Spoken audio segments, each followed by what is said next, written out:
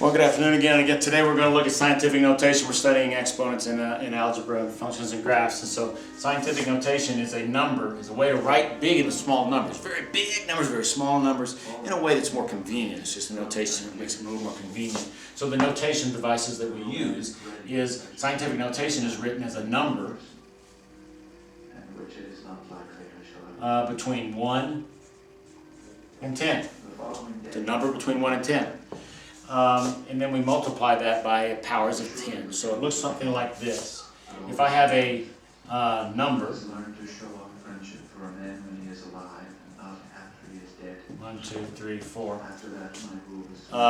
National debt, by the way. If we have a very big number, 13 trillion, this number is cumbersome because we have to write all those zeros out. We can write it in a more condensed form. We call it scientific notation.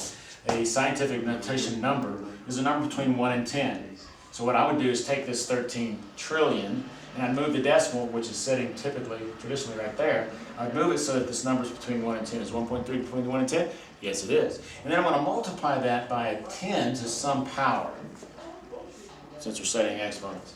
How you determine the power is you count the numbers of times you have to move the decimal. 3, 6, 9, 12, and then another 13. So that's the power. This is the same number. This is number standard form. This is in scientific notation, and yet this is much easier for us to write. It's shorter notation, easier, more convenient. Okay.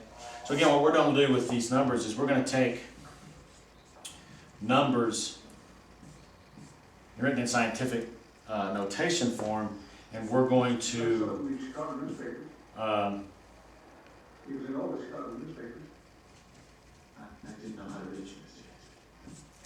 we're going to learn how to multiply them.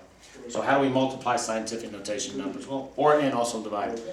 Multiplying, what you do is you take the numbers 1.3 and 2.3 in the scientific notation, and you simply multiply those. And then you multiply the base 10s. Okay? So you take a calculator out and multiply this out. You're going to get 1.3 times 1.32, that's 9, that's 3, that's 6, that's 2, that's 9 and 9 and 2, the 2 decimal places, that's 2.99. And then we're going to multiply that times 10. Now what did you learn to do with the exponents when you're multiplying like bases? That's right, you learned to add them. So 13 plus 3 is 16. Is this a number between 1 and 10? Yes. It has to be to be in scientific notation.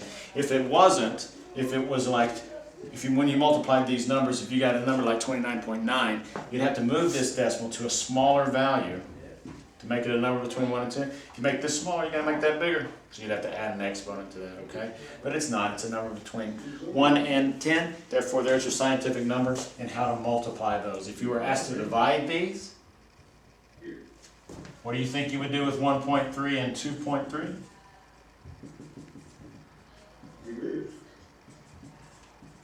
What would you do with those? That's right, you would divide them. What would you do with those? You would subtract them, that's right. Like bases being divided, it'd be 10 to the 10th power.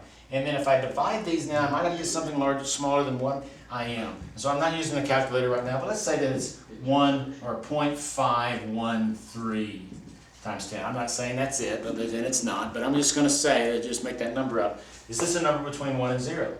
It is not. This is smaller than 1. So I have to move this decimal to make it 5.13. Is that between 1 and 0? Yes. Well, I made that smaller. Sorry, I made that bigger. This number is made bigger than what it was. So what I'd have to do to this is this got to be smaller. So I just reduce it by a number.